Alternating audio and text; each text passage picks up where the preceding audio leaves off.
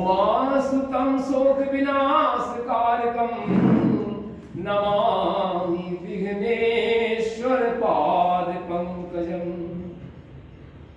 ओम ऐं सरस्वतये नमः।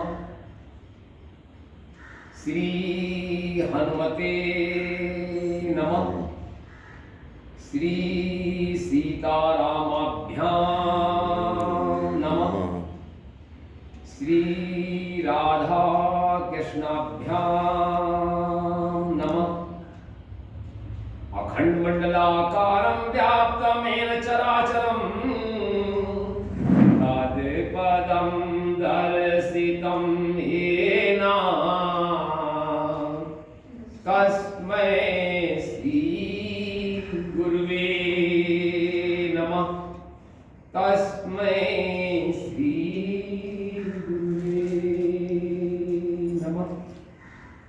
श्रीमन्नारायण नारायण नारायण भजमन्नारायण नारायण नारायण। ओ लक्ष्मी नारायण नारायण नारायण बद्री नारायण नारायण। श्री कृष्ण गोविंद हरे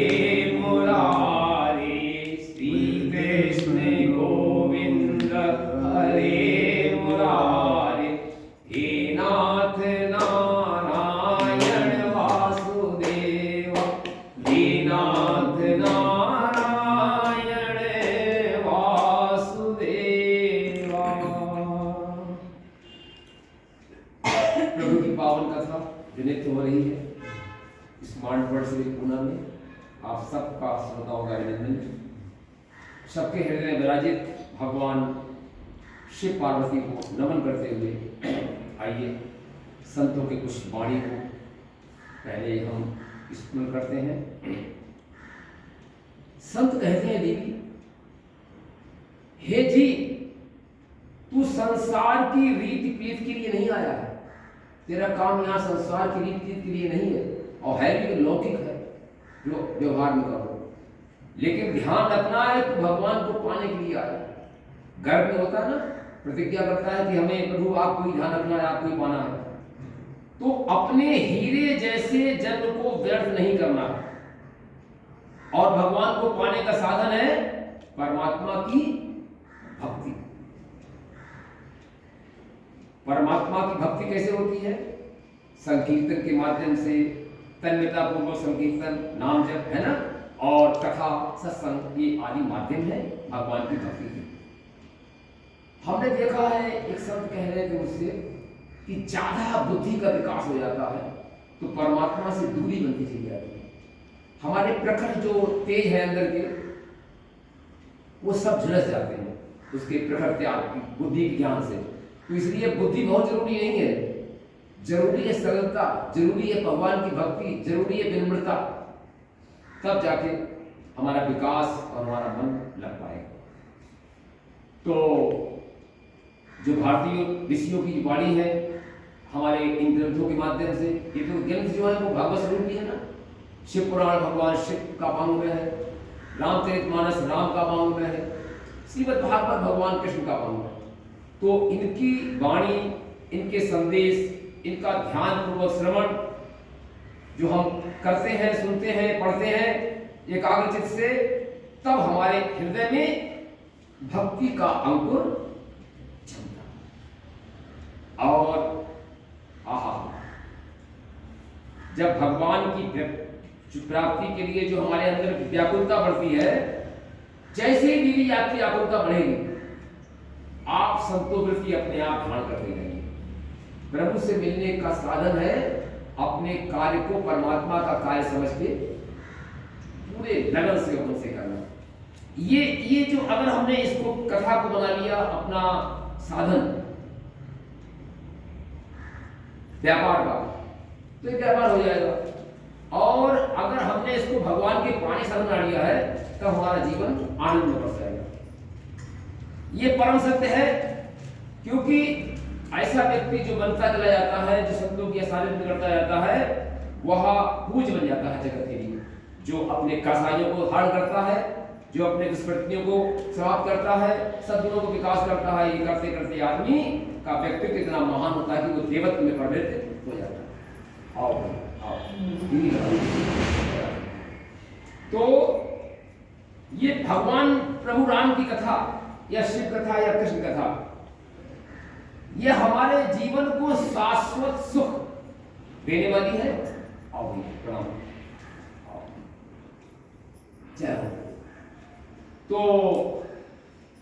मोक्षदायिनी है, अमृत तुल्य है, देव दुर्लभ है, और प्रभु से हमारा संबंध बनाने का, जोड़ने का प्रमुख साधन है भगवान की तन्मय होकर कथा का श्रवण पान करना। संत कहते हैं, हम तो संतों 5-25 साल बैठे हैं, तो उन्हीं की वाणी से जो कुछ स्फुटित वाले आते हैं वही विचार अपने को देते बोल देते हैं। तो विनोबा भावे जी की एक पंक्ति लिखी थी, वो मेरे मन को छू गई भैया।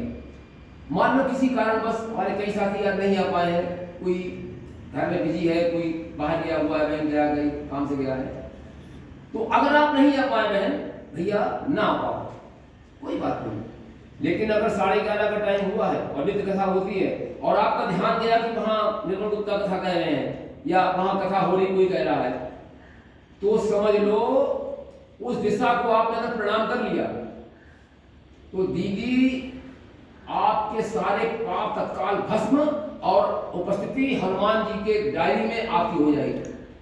और जो लोग यहाँ भी बैठकर घर की बातें सोच रहे हैं वो यहाँ बैठकर भी बीते रह जाएंगे, उनकी अनुपस्थिति रह जाएगी। इसलिए अगर आप सांसारिक कार्यों में हैं और अगर आपको स्मृति बनी है या देवता की किसी का मंदिर का आपका ध्यान आ गया है ना और प्रणाम कर लिया आपने, तो आपके लिए वो कल्याण होगा इसकी कल्पना करना मुश्किल है। संत वाणी, मैं नहीं मेरा नहीं, मैं नहीं मेरा नहीं, ये सब प्रभु का प्रसाद है, ये सब प्रभु का प्रसाद है। और कब बिछड़ जाए, कब बिछड़ जाए यह राज कह सकता नहीं, जिंदगी प्रभु की धरोहर, ये जिंदगी प्रभु की धरोहर, ये न भूलो तुम कभी, ये न भूलो तुम कभी। और तन समर्पित मन समर्पित, तन समर्पित मन समर्पित, प्रभु चरणों में कीजिए, हे प्रभु आनंद दाता ज्ञान हमको दीजिए, हे प्रभु आनंद दाता ज्ञान हमको दीजिए। और भगवान की जो लीला है, भगवान की कथा है अमृतमयी, इनसे हमारे विकार तो नष्ट होते ही हैं, सुमति प्रदान तो होती है, और ये कल्याणप्रद है भूलोक का। हम इसके माध्यम से सभी में व्याप्त ईश्वर को पहचानने में समर्थ हो पाते हैं। जब सब हमारे लिए भगवान में मालूम पड़ेगा, सिया राम में सब जग जानी, तो हमारा किससे विवाद होगा, किससे हमारी कटुता होगी, प्रेम का विस्तार होते होते हम देवत्व की ओर बढ़ते चले जाएंगे। दूसरी एक छोटी सी बात है,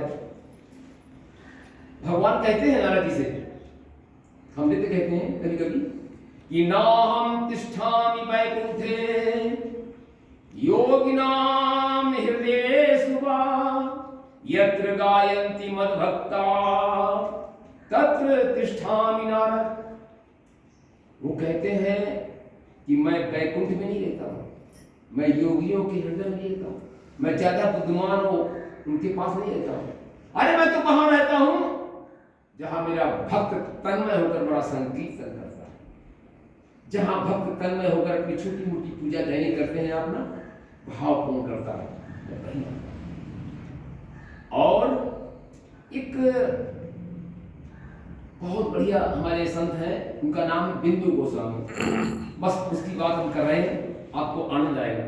बिंदु गोस्वामी जी ने कहा है कि जो तन्मयता पूर्वक गाते हैं, जो अपनी वाणी को पवित्र करते हैं, जो जिह्वा से बेकार चर्चा नहीं करते हैं, तो उसको उन्होंने एक पद गाया है। क्या गाया है? हाँ, व्यर्थ बिताती है क्यों जीवन, ये जिह्वा के लिए कह रहे हैं, जीव के लिए, कंठ के लिए। व्यर्थ बिताती है क्यों जीवन इस मुख मंदिर में पड़ी पड़ी। ये भगवान के संबंध बनाने का साधन है ना। इसके लिए हरि बोल मेरी रसना घड़ी घड़ी, हरि बोल मेरी रसना घड़ी घड़ी। जाग उठे तेरी ध्वनि सुनकर, जो हम आवाज लगाते हैं तन्मय होकर, जाग उठे तेरी ध्वनि सुनकर इस काया की कड़ी कड़ी। हरि बोल मेरी रसना घड़ी घड़ी, हरि बोल मेरी रसना घड़ी। मैंने आज से 15 साल पहले देखा था, 15 साल तो मैं आया, 16 साल पहले आया था। एक दुकान पर गया मैं सांगनी में, तो वहां पर एक दीदी बोर्ड लगा था भैया भाषा, तो उस बोर्ड में लिखा था कि जो भाव पूर्वक भगवान के विग्रह को देखकर जिसका तन पुलकित नहीं होता, कथा सुनकर जिसका हृदय गदगद नहीं होता, उसका तो सब अवसर हो जाती है। भगवान की भक्ति का प्रथम साधन है, अभी चर्चा वही आएगी कथा में, कि हम किस भाव से प्रभु की कथा को सुनते हैं, या भगवान के चरित्रों का बखान करते हैं, अथवा हम भगवान भजन और संकीर्तन करते हैं। तो नित्य निकाल राम नाम धुन, श्वास श्वास पर लड़ी लड़ी, और बरसा दे हरि नाम सुधारस, बरसा दे हरि नाम सुधारस, बरसा दे प्रभु नाम सुधारस, बिंदु बिंदु से झड़ी झड़ी। क्यों व्यर्थ बिताती क्यों जीवन तो इस मुख मंदिर में पड़ी पड़ी। इसलिए हरि बोल मेरी रसना घड़ी घड़ी, हरि बोल मेरी रसना घड़ी घड़ी, हरि बोल मेरी रसना घड़ी। हमारे सत्संग स्थान में या कहीं भी जाओ मंदिर में, तो संत की वाणी है, दोनों जूते उतार के, ये जूते नहीं, पहला जूता उतारा है अभिमान को, निर्मानता से, दूसरा हमारी पहचान क्या है, कौन है, तब आके जो रसापान रसपान करेगा वो हृदयंगम होगा। कल की कथा में मैंने देखा था, बहुत ही सुंदर दृश्य था और आनंद आ रहा था। कथा ये थी कि याज्ञवल्क्य जी महाराज भरद्वाज मुनि को कथा सुना रहे थे, और सुनाते सुनाते क्या हुआ, वो इतना मग्न हो गए भैया कि उनके लिए पूरा शरीर और आंखों में आंसुओं की झड़ी और शरीर पुलक, और ऐसे धीरे धीरे उनके नेत्र बुंद गए, ध्यान में चले गए। इस प्रकार का ध्यान आया तो याज्ञवल्क्य जी रुक गए, बोले श्रोता तो सो गया प्रभु के भाव में, कथा बंद कर दी। लेकिन वो सोए नहीं थे, धीरे धीरे उन्होंने अपने नेत्र को खोला, आंसू से भीगे हुए थे ही, कहा प्रभु कथा के शब्द हमारे कानों में नहीं आ रहे हैं, प्रारंभ कीजिए, मैं व्याकुल हो रहा हूं। ये आकुलता है महात्मा भरद्वाज की। जो भरद्वाज की तरह कथा सुनता है ना, वो इतिहास बन जाता है। जो माँ पार्वती की तरह सुनता है, जो बाद में जन्म हुआ था, पहले वाली उमा नहीं, बाद वाली है ना, पहले वाली कम सुना था तो उन्हें अपने शरीर को त्याग करना पड़ा, तो पार्वती जगत पूज बन गई। आज सारी माताएं माँ पार्वती का नाम लेकर पतिव्रत धर्म पर चढ़ जाती हैं, है ना, और सारे कार्य मंगल पूरे रहते हैं, किस बल पर, कथा अमृत। यही कथा तुलसी बाबा अपने मन के लिए कह रहे हैं शरणागति घाट पर, यही कथा भक्ति घाट पर काकभूषण जी गरुड़ को कह रहे हैं, और इसी प्रकार से याज्ञवल्क्य और भरद्वाज संवाद चल रहा है। इस प्रकार के संवादों के बीच में तो जब वो बोल पड़े कि आप कहो कथा, रुक कैसे गई, मैं व्याकुल हो रहा हूं, तब उन्होंने धीरे धीरे अपने नेत्र खोले और कथा प्रारंभ कर दी। कथा में आया था कि भगवान शंकर का विवाह हो गया, भगवान कैलाश पर आए, सारे देवता यक्ष किन्नर जो भी थे अपने अपने धाम में चले गए। भगवान शंकर नित्य विहार लीला कैलाश पर्वत पर करने लगे। उनके श्रृंगार का वर्णन, उनके विहार का वर्णन हम नहीं कर सकते हैं, कोई नहीं कर सकता। जगत के माता पिता, जगत के माता पिता का श्रृंगार का वर्णन करना शुभ नहीं है, पाप लगता है। इसलिए उसको तुलसी बाबा ने विश्राम कर दिया है। और ये जो है भगवान की पावन कथा के बारे में एक बहुत प्यारी बात यह है कि भगवान की कथा जब शुरू की है, याज्ञवल्क्य जी ने जब कहा था कि तुम्हारी क्या इच्छा है, जब रोक लिया था उनके लिए, तो उन्होंने कहा मुझे राम कथा सुनाओ। राम कथा की जगह पर याज्ञवल्क्य महाराज ने शिव कथा शुरू कर दी, प्रश्न कर दिया, महाराज जी मैंने राम कथा पूछी थी, शिव कथा आपने कही है, मेरा हृदय गदगद हो गया। जब शिव कथा ऐसी तो राम कथा कैसी होगी? तो उन्होंने कहा कि शिव कथा कहने का मतलब मालूम क्या है? तुलसी बाबा ने इस रामचरितमानस में शिव कथा पहले कही है, राम कथा बाद में कही है। शिव कथा तुम्हारे के पहचानने का जजमेंट है, परीक्षा है कि तुम इस योग हो कि नहीं कि राम कथा में प्रवेश कर पाओ, है ना? क्या होती है? MIT परीक्षा होती है MBBS से पहले, हाँ वो परीक्षा है कि तुम इसके काबिल हो पाए कि इस परीक्षा में दे पाओ। तो जब उन्होंने भगवान शंकर के प्रति ऐसी तन्मयता देखी, ऐसी कातरता देखी कथा में, तो कहा मैंने परख लिया है, तुम राम कथा सुनने के पूरे अधिकारी हो। आहा।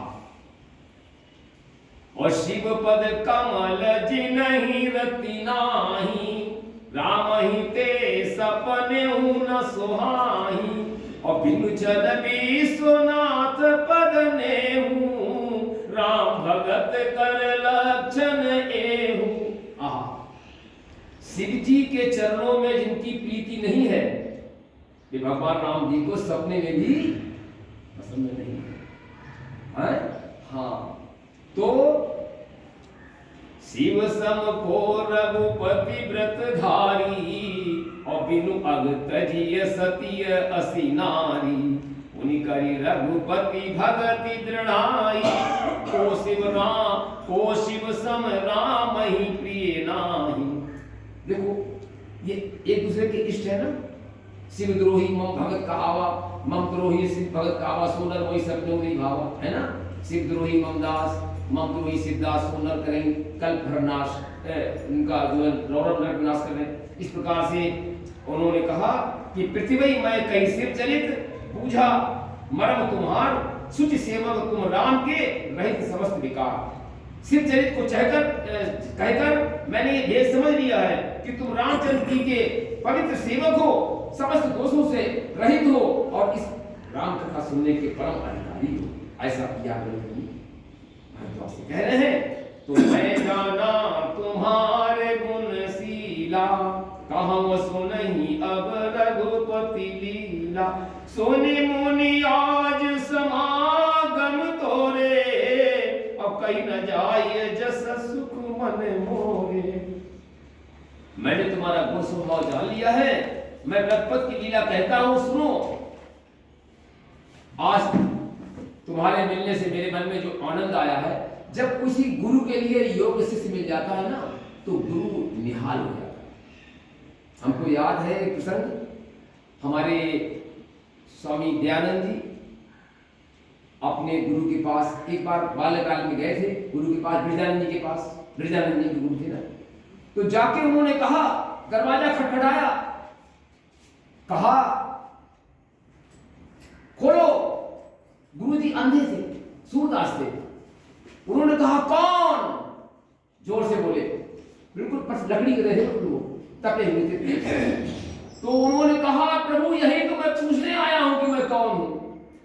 ये सुना था सारा, जो अपनी भूमि रखे थे वो छोड़ते हुए, अंधे थे, अपने मन की आंखों के द्वारा भागते हुए आए, दरवाजे को खोला और उस दयानंद सरस्वती जो बालक रूप में थे, उन्हें अपने गले में चिपटा दिया।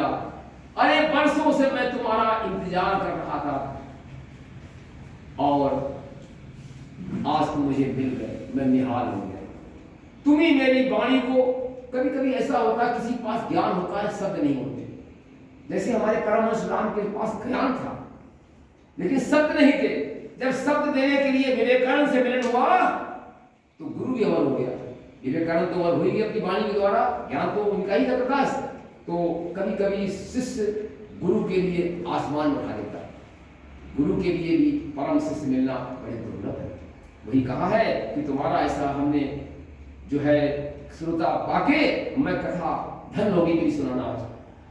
तो रामचरित अति अमित मुनीसा, कहीं न सकैं सत कोटि अहिसा।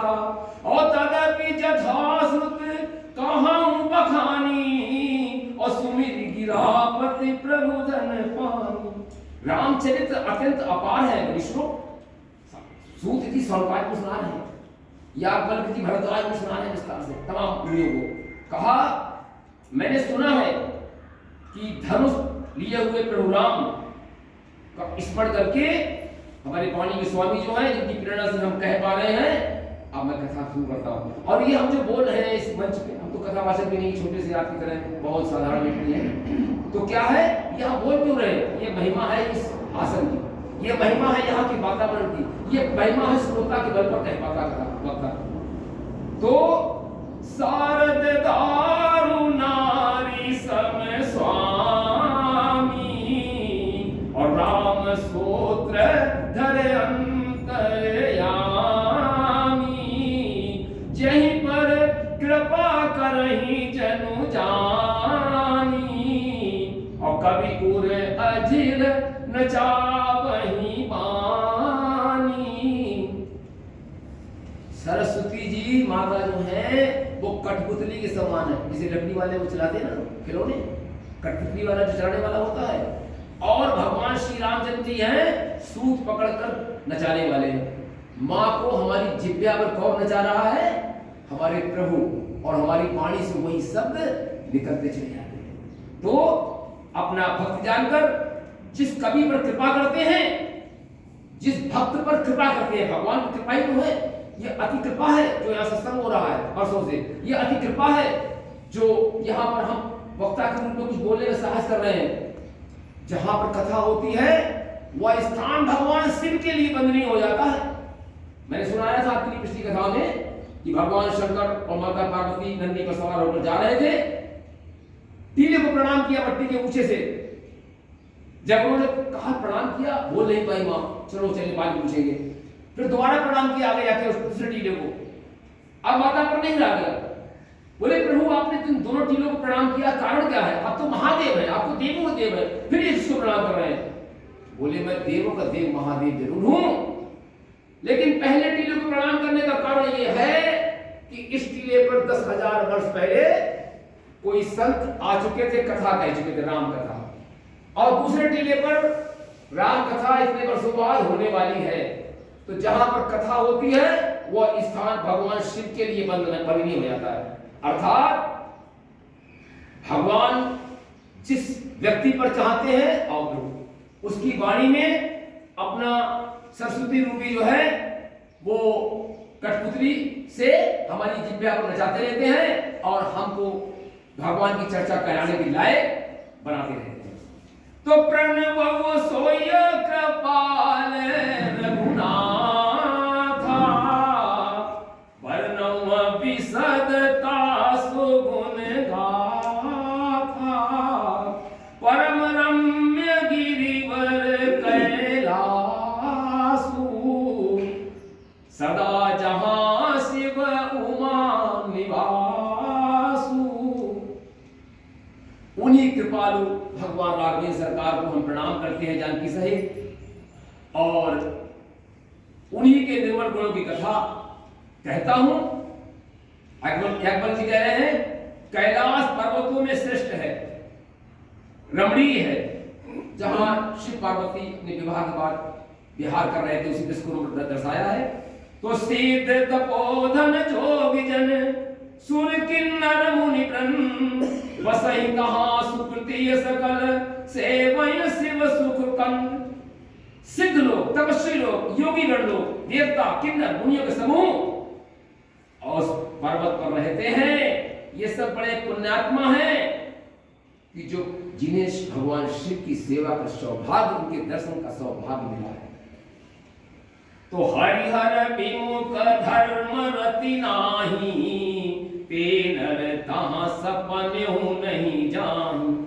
जो भगवान विष्णु से विमुख है, जो भगवान शिव से विमुख है, हरि विष्णु, हर भगवान शिव, तो वो जिनकी धर्म में प्रीति नहीं है, वो लोग स्वप्न में भी इस स्थान पर, कथा स्मृत स्थान पर, देव स्थान पर भगवान की निकटता को कभी नहीं पा सकते हैं।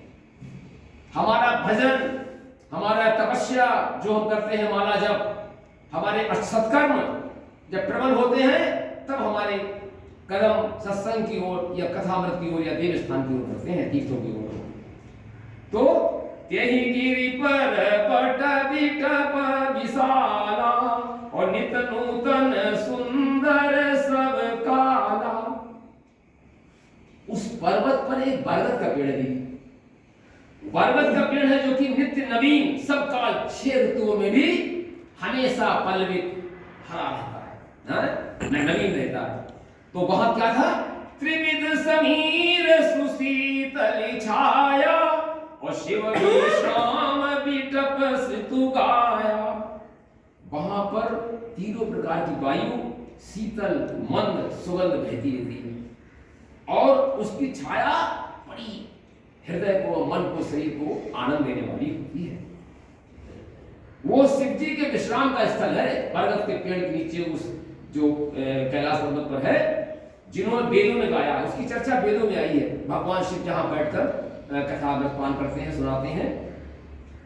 तो क्या हुआ वहां पर? एक बार कहीं तर प्रभु गए, तरु बिलो की उर अति सुख भयो। भगवान शिव जी एक बार उस वृक्ष के नीचे पहुंचे। अरे उसको देखकर इनका मन आनंद से विभूति हो गया। आओ बहन प्रणाम। तो जब उसको देखकर उनका मन आनंद में भर गया, आप कथा स्थल में आए, आपका मन आनंद भर जाएगा, है ना। मंदिर जाओ, कहीं जाओ, हमारा रोम रोम खिल उठेगा। ऐसे भगवान शंकर कह रहे हैं कि उस वृक्ष को देखकर हमारा मन आनंद से परिपूर्ण हो गया। और आहा, तो निज कर दासी नागरी पुछाला, और बैठे सही जही शंभु कृपाला। अपने हाथों से बागंबर बिछाकर, भगवान ने देखो अपने आप बागंबर बिछाया है। भगवान स्वभाव बिना किसी आयोजन के स्वभाव बस बैठ गए। कोई प्राकृत उनका वो नहीं था कि यहां कुछ करना है, बैठ गए। अब क्या होता है? तो कुंद इंदुधर गौर शरीरा, और भुज प्रलंब परिधन मुनि चीरा। कुंद के पुष्प, चंद्रमा और सन के समान का गौर शरीर। भगवान शंकर बहुत सुंदर है। इसी बारे बस लगाते हैं ना, मैंने बताया था पिछली कथा में। आहा, उनकी भुजाएं लंबी हैं, वलकल वस्त्र बागंबर पहने धारण किए हुए बैठे हैं, बैठ गए। तो तरुण अरुण अंबुज समचरना, और नख दुति भगत हृदय तम हरना। उनके चरण पूर्ण रूप से खिले हुए लाल कमल के समान थे। मैंने 53 वर्ष पहले परम पूज्य रामचंद्र डोंगरे जी के नैमिषारण्य में चरण देखे थे। दीदी ऐसा मालूम पड़ता था कि ज्योति निकल रही हुई। आपने देखा होगा, कोई पुराने लोग बैठे हैं, उनके चरण दीदी ऐसा लगता था कि ज्योति निकल रही है। ब्रह्मचर्य स्थपे हुए थे, संत थे, भगवान कृष्ण के अनंत भक्त थे, रामचंद्र डोंगरे बाबा जी। तो इसी प्रकार से उनके थे, और नखों की ज्योति भक्तों के हृदय को, अंधकार को हरने वाली थी। उनके नेत्रों को देखने से ही हमारे हृदय के विकार नष्ट हो जाते हैं। भगवान के चरणों पर देखो, तो आज के सर पर देखो, तुम्हारे विकार नष्ट हो जाएंगे, तब तुम अधिकारी बनोगे उनके मुख मंडल देखने में। आहा, तो भुजग भूति भूषण त्रिपुरारी, अपाननु शरद चंद्र छविहारी। सांप और भस्म उनके आभूषण थे। उन त्रिपुरासुर के शत्रु भगवान शिव, चंद्रमा की शोभा को भी हरने वाला, फीकी करने वाला, अपनी कांति, अपनी दिव्यता से आलोकित थे। ऐसे रूप में भगवान शंकर विराजमान हुए। जटा मुकुट सुर सरित सिर लोचन नलिन विशाल नीलकंठ लावण निधि सोह बाल विदुभाल। अरे उनके सिर पर जटाओं का मुकुट है, गंगा सुहायमान, माथे पे चंदा करता बहार, भोले तेरे सर पे चले गंगा की धार, बड़े भोले भाले हैं मेरे बम भोला बड़े भोले भाले हैं हमारे भोले भाले प्रभु। इस प्रकार के दृश्य में आहा विराजमान है। तो बैठे सोह काम रिपु कैसे, धरे शरीर सांतुर सुजैसे, पार्वती भल अवसर जानी, और गई संभो पही मातु भवानी। कामदेव के शत्रु जो अभी कुछ दिन पहले ही उन्होंने कामदेव का त्रिनेत्र से दाह किया था, भस्म किया था, ऐसे सुशोभित हो रहे हैं मानो शांत रस ही उनका शरीर धारण किया। संतों का शरीर देखते ही मन आनंद से भूत हो जाता है। ये मौका अच्छा है, माता पार्वती जाना शांत में बैठी है बरगद के नीचे, और अब अपने मन की बात कहने का हमारा अवसर आया। इस प्रकार से पार्वती जी उनके निकट गई। क्या ध्यान आया? तो जान प्रिया आदरवती कीना, और बाम आभाग आसन हर दीना, बैठिय शिव समीप हर साई, और पूर्व जन्म कथा चित आई। अपनी प्यारी पत्नी जानकर शिव जी ने उनको आदर सत्कार के साथ अपने बामान में बैठा लिया। उनका हृदय गदगद हो गया। याद है सती थी, राम पर उन्होंने संदेह किया था, पति की बात नहीं मानी थी, शरीर उनको दाह करना पड़ा, और भगवान ने उसके बाद में जब समाधि उनकी विश्राम हुआ था तो सामने असर दिया था, अपने पास असर नहीं दिया था। लेकिन आज उनके तप ने, जो उन्होंने वहां पर जाके अपने अग्निकुंड में शरीर को स्वाहा किया था अपने अपराध को कारण, लेकिन हृदय में भगवान शिव का ध्यान किया था, उसके कारण और अपनी तपस्या जो उन्होंने की थी हजारों लाखों वर्ष, उसके फलस्वरूप भगवान शिव को पाई, और उनके बामान में बैठने का सौभाग्य मां पार्वती को प्राप्त हुआ, और उनके लिए अपनी पुराने जन्म की कथा स्मरण हो आई। वही एकदम आ गया कि सामने आसन दिया था। आज हम इस योग बन पाए हैं कि हम प्रभु के बामांग में बैठ पाए हैं, बामांग में बैठ पाए हैं, अपने भाग्य की सराहना करने लगी। इस प्रकार से आहा तो पति ही हेतु अधिक अनुमानी, और बिहसी उमा बोलिय मृदुबानी। क्या बोली? कथा जो सकल लोक हितकारी, सोई पूछन चाह शैल कुमारी। बड़ी विनम्रता से क्या कहा? आहा पहले की अपेक्षा अधिक प्रेम समझकर जब देखा स्वामी जी ने हमको बहुत प्यार किया है, आदर से बैठाला है, हंसी, और क्या कहा? यादव जी कहते हैं आहा सबका हित करने की पूजा की जाती सब है वो, लेकिन लोक मंगल के लिए आज बोलना ही लीला करती तो हम आपके लिए उनकी कथा के माध्यम से भगवान के दिव्य संदेश को कैसे जान पाते। लोक हित के लिए क्या बोली और क्या पूछे जाती है, हालांकि उसे जानती है। विश्वनाथ ममनाथ पुरारी, आप लोग बोलो विश्वनाथ ममनाथ पुरारी, विश्वनाथ और त्रिभुवन महिमा विदित तुम्हारी, त्रिभुवन महिमा विदित तुम्हारी। तो कहा हे संसार के स्वामी, हे मेरे नाथ, हे मेरे प्राण, त्रिपुरासुर का वध करने वाले प्रभु, आपकी तो महिमा तीनों लोकों में विख्यात है। और चर अरु अचर नाग नर देवा, सकल करहि पद पंकज सेवा। चर अचर नाग मनुष्य देवता सभी आपके चरण कमलों की सेवा करते हैं। दीदी ध्यान रखना, शिव एक ऐसे देव हैं जिनको सभी प्यार करते हैं, सभी उनकी पूजा करते हैं, चाहे वो दैत्य हो, चाहे वो देवता हो, चाहे वो यक्ष हो, चाहे वो किन्नर हो, समस्त ब्रह्मांड में ऐसा कोई नहीं है जो भगवान शिव को न मानता, ऐसा लिखा हुआ इसमें है। और प्रभु समर्थ सर्वज्ञ शिव सकल कला गुण धाम, जोग ज्ञान वैराग्य निधि प्रणत कल्प तरुणाम।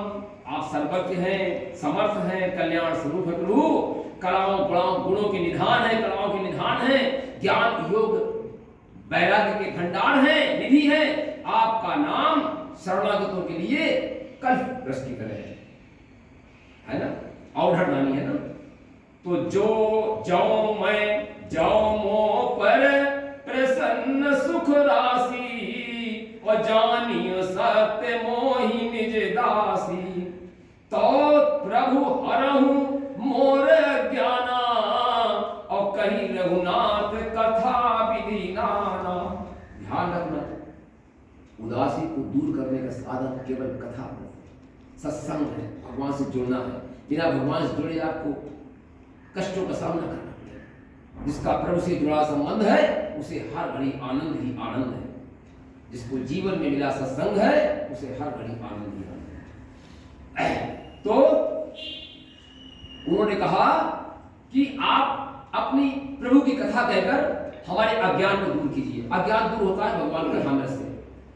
तो और क्या कहा माता ने कि बड़े आश्चर्य वाली बात है कि जासु भवन सुर तरु तर होई, सही की दरिद्र जनित दुख सोई। जिसका घर कल्पवृक्ष के नीचे हो, भला वो दरिद्र और दुखी, ये तो बड़ा विचित्र बात है।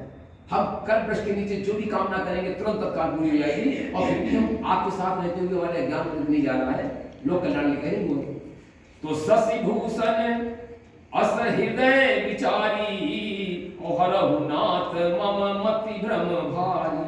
ऐसा विचार कर मेरे बुद्धि को अपनी कथामृत पान करा के हमें शांत कीजिए, हमारे अविवेक को दूर करके हमें ज्ञान का प्रकाश दीजिए, अंधकार को मिटाइए। ऐसा लोकहित के लिए माता भगवान शंकर अपने पति से प्रार्थना कर रही है।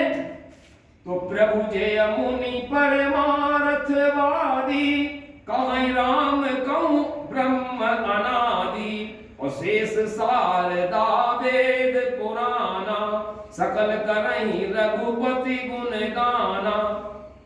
हे प्रभु, जो ब्रह्म के ज्ञाता हैं, परमार्थ के ज्ञाता हैं, जो वक्ता हैं, जो मुनि हैं, वे श्री रामचंद्र जी को अनादि ब्रह्म कहते हैं।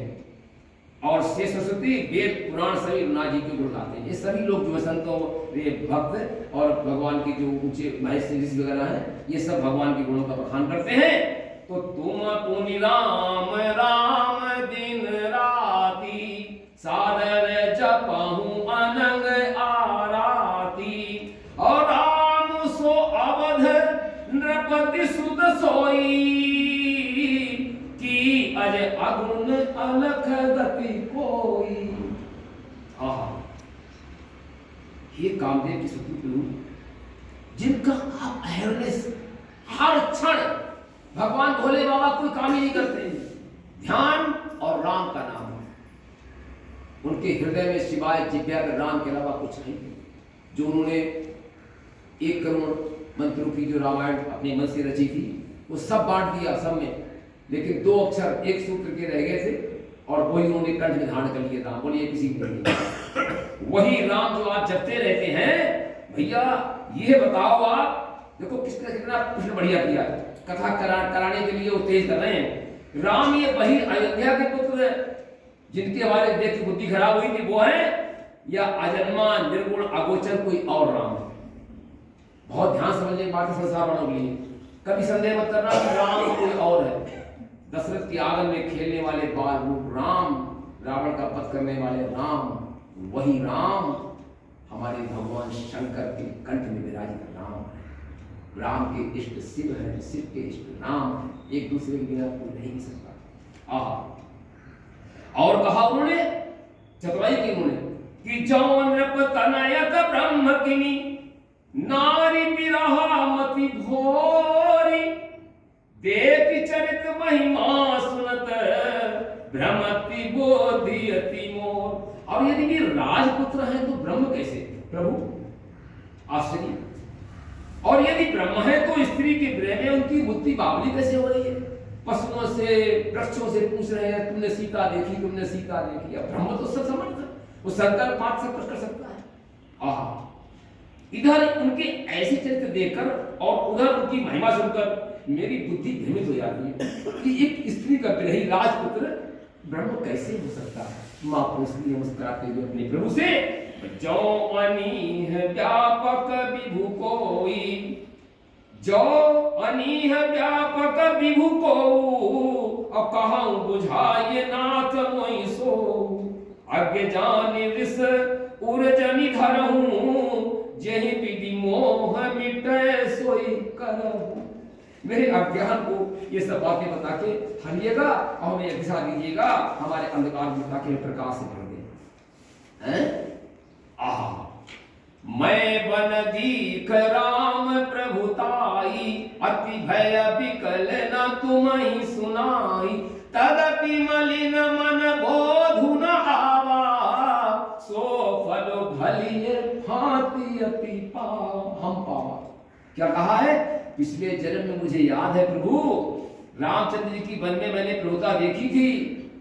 जब उनका कहा कि कहाँ हो कृष्णकेतु, कहाँ है, वहां को प्रणाम किया, हमको हम परीक्षा लेने गए थे, तो मुझे याद है मैं भयभीत होने के कारण मैंने आपसे नहीं कहा, झूठ बोल गई कि हाँ मैं परीक्षा ले आया, जबकि सच आप जान गए, आप तो अंतर्यामी हैं। और मैंने जो आपसे झूठ बोला, जो आपकी बातों में संदेह किया, जो राजपुत्रों को ब्रह्म मानने में अपनी बुद्धि लड़ाई, कथा को अगस्त मुनि के आश्रम में नहीं सुना ध्यान से, उसके परिणाम स्वरूप मुझे भ्रम उत्पन्न हुआ है, उसका फल मैंने देख लिया, अपने शरीर को ही एक कुंड में डाल दिया। यह है प्रायश्चित। और तो भी मेरे मन को मलिन बोध न हुआ,